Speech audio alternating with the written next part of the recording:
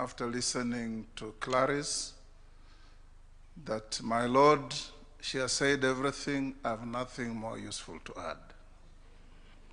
Because of the clarity, detail of her presentation. My distinguished friend, Professor Makau, you complimented what Clarice said very well. Your Excellency, the Holy Book, the Bible says the beginning of healing lies in the acknowledgement of wrongdoing. And once you acknowledge that a wrong has been done, and adequate compensation or reparations or whatever we call it is done, society heals. The Bible also tells us the magic word in human relations is the simple word sorry, that makes people appreciate that they have been wronged, and whoever wronged them acknowledges that wrong. This country, as we have been told, has gone through some very perilous moments. But we come here today guided by your patriotic feeling, guided by our collective duty that we must heal our country. Your Excellency, at the beginning of this month, we were in Wajir, and I was really moved when I saw the governor of Wajir in the middle of his speech shedding tears. And I was very sure they were not crocodile tears. And he said he never believed that this could happen in northern Kenya in his lifetime. And it followed by your public apology to the people of northern Kenya. That apology alone in human relations is the greatest healer. That a wrong was done and a wrong is acknowledged. Today, as we celebrate this milestone in our constitutional and legal history, I'm also one of the victims of violence at some point in my political journey. The story of Junet on how we welcomed Raila Odinga in the famous mantra of Baba while you are away. We were chased by the police, brutalized along the way, and when we reached Uhuru Park along El Selassie Avenue, a bullet went through my car. On another occasion, we went to University Way, Junet, you remember, to demonstrate against what we thought was and believed was a non-responsive IEBC. And as we were being disbursed, some excited policeman lobbed a tear gas canister into a vehicle in which Raila and I were. Raila was significantly older than me, and he had serious difficulties breathing. I thought he would lose his life.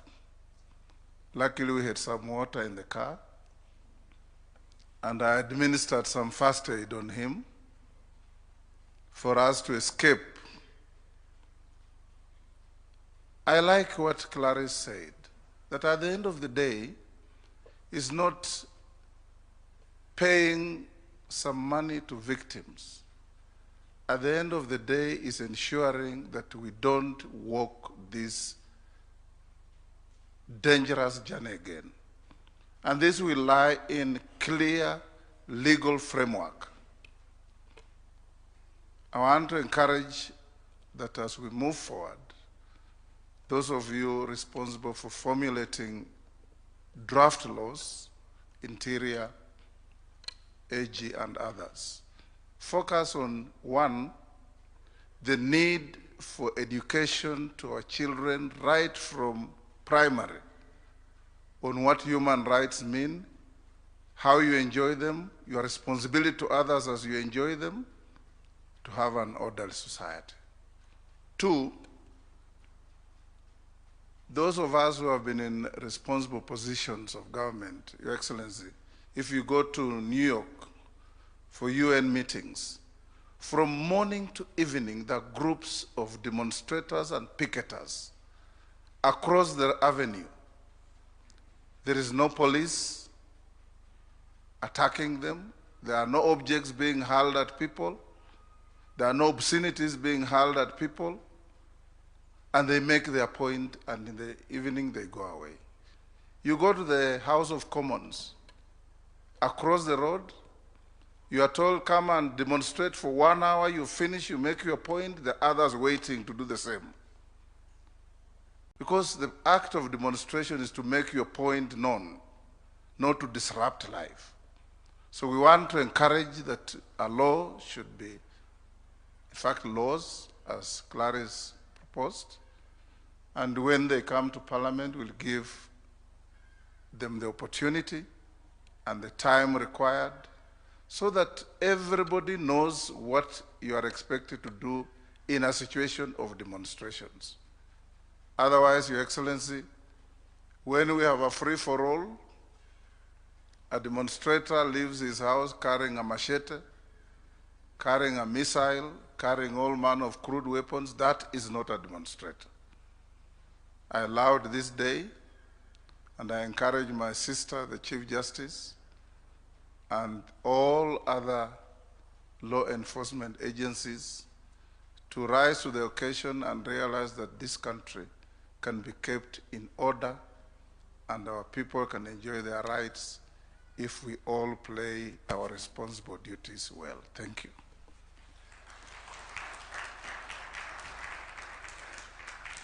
Your Excellency, permit me to invite the Honorable Ahmed Abdullahi, the Chair of the Council of Governors and the Governor of Wajir, to come and say a few brief remarks on behalf of the 47 county governments.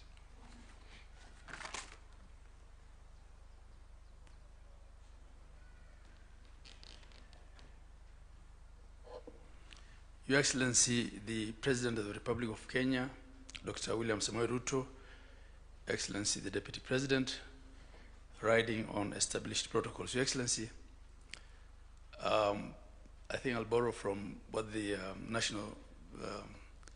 Speaker of the National Assembly just said, that there is nothing to add. Your Excellency,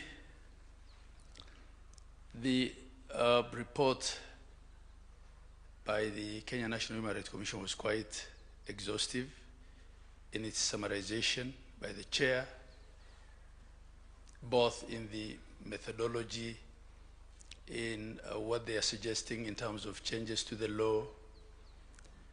I just want to take this opportunity to thank you and to posthumously thank my former party leader for conceptualizing this idea of restorative justice.